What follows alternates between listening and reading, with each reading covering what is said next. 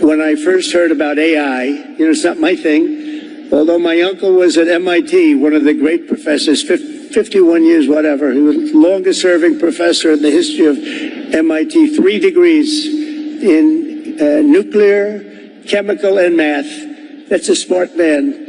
Kaczynski was one of his students. Do you know who Kaczynski was? There's very little difference between a madman and a genius. But Kaczynski, I said, what kind of a student was he, Uncle John, Dr. John Trump? He said, what kind of a student? And he said, seriously good. He said he'd go around correcting everybody, but it didn't work out too well for him. Andrew, go ahead.